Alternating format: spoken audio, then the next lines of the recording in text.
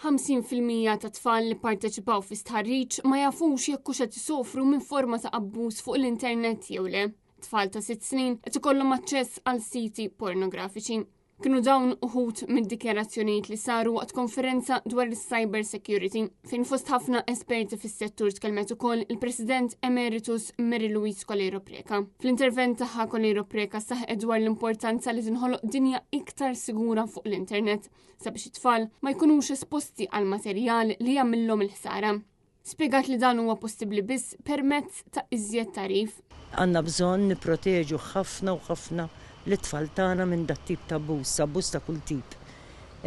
Nafu minn anka statistika li aħna ħdimna fuqha li għandna bżonn ta' ħafna aktar awareness, ġifieri li niżviluppaw aktar kuxjenza u l-arfien ta' dat tip ta' abbuż. Imbagħad hemm il-kwistjoni wkoll tal-maġġoranza kbira ta' bniet li wkoll huma l-aktar jirriżultana li huma l-aktar li jiġu abbużati online. Il-President Emeritus kompli tajt li ħajtqasmu flashcards fl-iskejjel kemm lill-edukaturi kif ukoll lill-iskejjel. Tenniet li l-ġenituri għandhom ir-rwol importanti ħafna.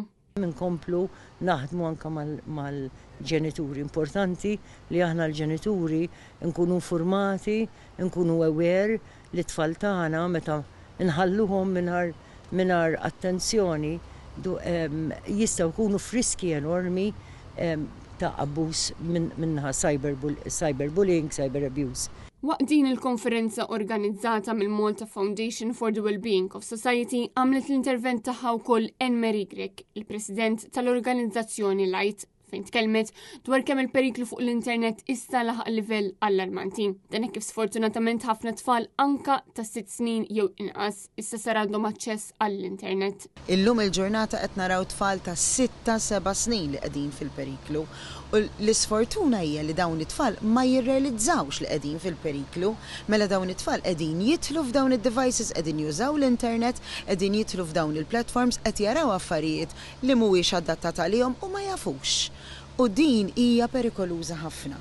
Kemm bħala kemm bħala edukatriċi hija inkwetanti. Anki wara li smajt il-kellima kollha anke kellima li ġew minn barra inkomplu nirrealizzaw kemm aħna il-ġenituri, l-edukaturi, l-adulti irridu nipproteġu l-tfal tagħna. Grech saħqet ukoll dwar l-importanza li l-ġenituri jiddedikaw il-ħin mat-tfal tagħhom. Irridu nkunu moħħna hemm ukoll biex l-tfal intuhom iċ-ċans li jagħmlu xogħol ieħor mhux joqogħdu fuq dawn id-devices. Kemm importanti li insibulhom iċ-ċans. It-tifel jew it-tifla mhux se jgħidlek ma jiena ħanneħħih għajdlix se nagħmel, le, imma rridu ninstigawhom biex jagħmlu eżerċizzju biex noħorġuhom jekk hemm bżonn ndaħluhom f'xi affarijiet ekstrakurikulari. Waqt il-konferenza tkellmet ukoll Isabel Anastazi, il-koordinatriċi ta' Bloom, fejn spjegat kif il-minorenni nfushom ma jistgħux jagħmlu rapport lill-pulizija u din toħloq ċertu problemi f'każijiet fejn l-abbuż ikun ġej minn xi qarib tagħhom.